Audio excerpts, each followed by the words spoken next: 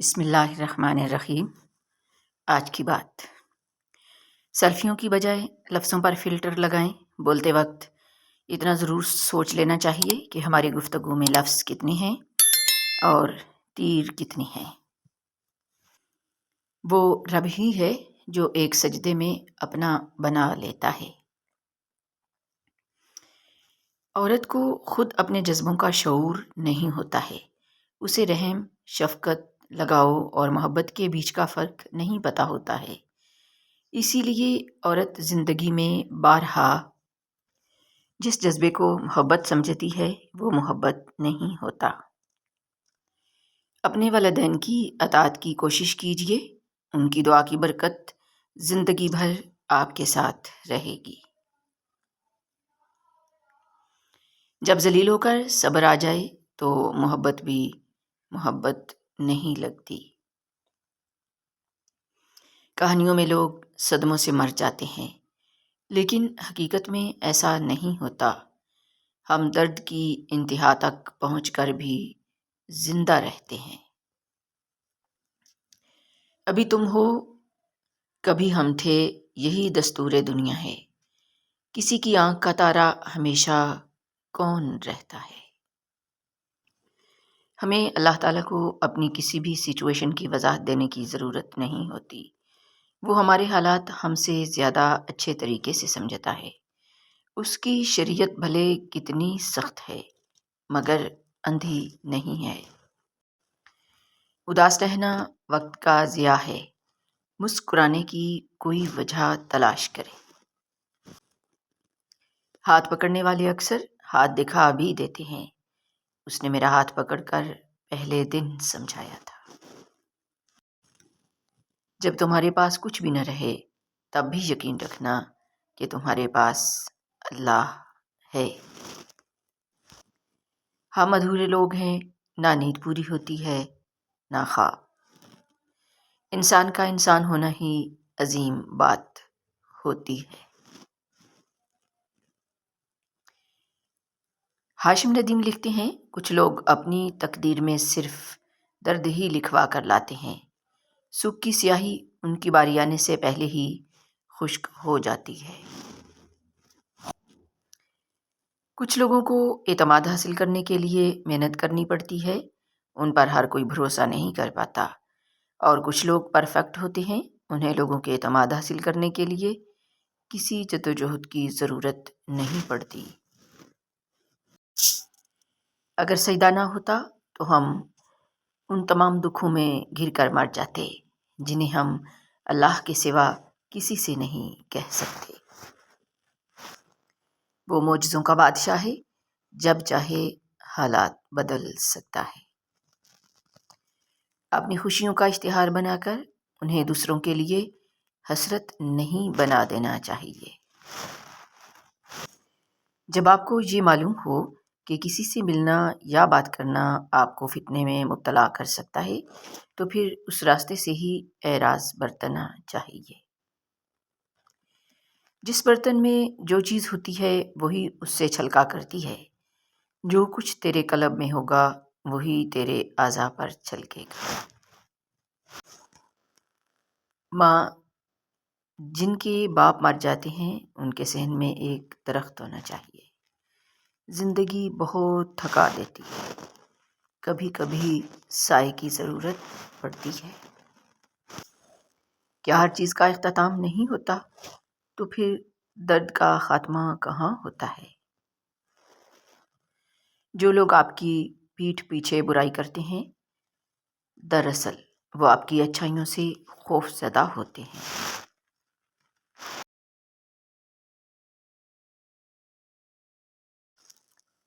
وَتَتَّخِذُونَ مَصَانِعَ لَعَلَّكُمْ تَخْلُدُونَ، اور تم محلات شاندار عمارتیں بناتے ہو جیسے تم ہمیشہ یہیں رہو گے۔ سورہ شورى۔ تم ایسے شخص کے خسارے کو کیسے جان سکتے ہو جو زندگی کے راز کو پالے، جس کے علم میں ہو کہ ایک دن لا حاصل کی تمنا بھی مٹی ہو جائے گی اور حاصل کا سکون بھی۔ چلو آؤ کہکا لگاتے ہیں ماضی کی تلخ یادوں پر، جھوٹے وعدوں پر، بے اعتبار باتوں پر، اپنی نادانی پر اور اپنی غلطیوں پر، اور سب سے بڑھ کر اپنے مخلص ہونے پر۔ تمہارا مان ہے نا اللہ پہ کہ وہ تمہاری سنے گا؟ دیکھنا وہ تمہارا مان ٹوٹنے سے پہلے تمہارے لیے آسانیاں پیدا کر دے گا۔ ہو سکتا ہے کسی شخص کی نیت درست ہو، لیکن اس کا عکس دکھانے والے کی نیت ٹھیک نہ ہو، لہذا ہر سنی سنائی بات پر یقین مت کیا کرے۔ زندگی ہمیشہ ایک سا رنگ نہیں رکھتی، کبھی یہ اتنی مہربان ہو جاتی ہے کہ یوں لگتا ہے کائنات میں کوئی غم نہیں، اور کبھی یوں رخ بدل لیتی ہے جیسے مسکراہٹ بھی اس کا حصہ نہ رہی ہو۔ جب ہماری موجودگی میں کوئی ہماری قدر نہیں کرتا تو اس سے دور اس آرزو میں چلے جانا کہ اب اسے ہماری قدر ہو جائے، بالکل ایسے ہی ہے جیسے سوکھی لکڑیوں پہ پانی بہا کر آگ جلانے کی کوشش کرتے رہنا۔ جنہیں احساس نہیں ہوتا انہیں کبھی نہیں ہوتا، چاہے آپ 7 سمندر پار چلے جائیں یا زمین میں دفن ہو جائیں، ان کے لیے آپ کا وجود ایسے ہی بے معنی ہے جیسے ایک نابینا کے لیے قوس قزح کے رنگ۔ تہجد کا اصل مقصد محبوب کو مانگنا نہیں، اللہ کو منانا ہے۔ جب انسان اپنی وقت کھو دے تو اس کے لیے بہترین پناہ خاموشی ہے، کیونکہ وضاحت کبھی سچا ثابت نہیں کر سکتی، ندامت کبھی نعم البدل نہیں ہو سکتی، الفاظ کبھی بھی انسان کو اس کا کھویا ہوا مقام واپس نہیں دلا سکتے۔ ہاں، خاموشی مزید تذلیل سے بچا لیتی ہے۔ ایک پرواہی بتاتی ہے خیال کتنا ہے، ورنہ ترازو نہیں ہوتا کوئی رشتوں میں۔ میں نے سنا تھا محبت انسان کو بدل دیتی ہے، پر میں نے سیکھا ہے کہ تلخی انسان کو نہ صرف بدلتی ہے بلکہ اس حد تک لے آتی ہے کہ وہ تمام تر محبتوں کو خیر باد کہہ دیتا ہے۔ جب آپ کے پاس خوبصورت دل اور صاف نیت ہو تو آپ کچھ بھی کھو نہیں سکتے، بلکہ لوگ آپ کو کھو دیتے ہیں۔ ہر شخص کی بات کو دل پہ نہیں لینا چاہیے، کچھ لوگوں کے پاس بلڈ گروپ کے علاوہ کچھ بھی پازیٹیو نہیں ہوتا۔ بخت، جن کی آنکھیں جتنا روتی ہیں ان کے دل اتنے ہی نرم پڑ جاتے ہیں۔ ذات کے تمام عناصر میں مایوسی سے زیادہ کوئی تلخ عنصر نہیں ہے۔ زندگی میں اس سے زیادہ دشوار کوئی بات نہیں ہے کہ اپنی ذات سے کہا جائے کہ تم شکست کھا چکی ہو۔ میرے دوست، اس زندگی کی سب سے عجیب ترین بات یہ ہے کہ برے لوگ کبھی نہیں مرتے، وہ دنیا میں دوسروں کی زندگیاں برباد کرنے کے لیے اپنی اصل زندگی سے بھی زیادہ جیتے ہیں۔ ہر آبلے پہ درج ہے تفصیل مجھ سے نہ پوچھ میرے سفر کی اذیتیں۔ بچپن کی سب سے بڑی غلط فہمی یہی تھی کہ بڑے ہوتے ہی زندگی بڑی مزیدار ہو جائے گی۔ میں خواب تو بہت حسین رکھتی ہوں، مگر اس میں رضا اللہ کی رکھتی ہوں۔ حضرت علی نے فرمایا، جو تمہاری خاموشی سے تمہاری تکلیف کا اندازہ نہ کر سکے، اس کے سامنے اظہار کرنا صرف لفظوں کا ضائع کرنا ہے۔ فاصلے قرب کی پہچان ہوا کرتے ہیں، بے سبب لوگ پریشان ہوا کرتے ہیں۔ یہ حقیقت ہے، جہاں ٹوٹ کے چاہا جائے وہاں بچھڑنے کے امکان ہوا کرتے ہیں۔ ہر شخص اپنے ایمان کا پہلا گواہ خود ہے، اس کا دل کتنا میلا ہے اور کتنا پارسا ہے وہ بہتر جانتا ہے۔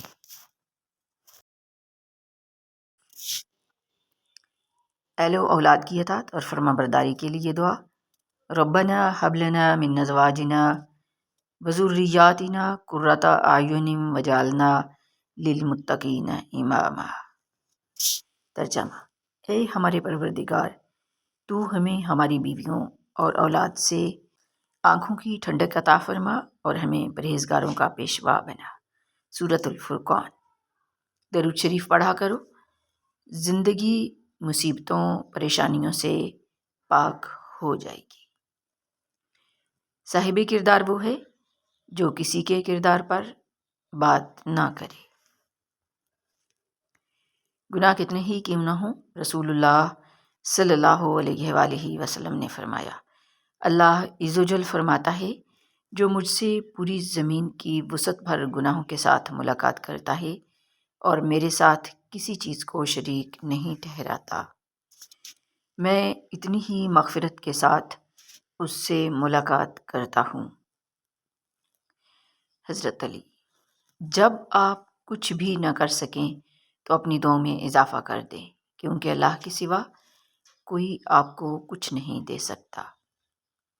چلنے والے دو پیروں میں کتنا فرق ہے، ایک آگے اور ایک پیچھے، مگر نہ تو آگے والے کو غرور اور نہ پیچھے والے کی توہین، کیونکہ انہیں پتہ ہے کہ پل بھر میں یہ بدلنے والے ہیں اور اسی کو زندگی کہتے ہیں۔ نماز فجر۔ ہم ہمیشہ نعمتوں کو اپنی نیکیوں کا انعام سمجھتے ہیں اور مصیبتوں کو گناہوں کی سزا۔ اس دنیا میں جزا بہت کم ملتی ہے اور اس میں بھی امتحان ہوتا ہے۔ نعمت شکر کا امتحان ہوتا ہے اور مصیبت صبر کا۔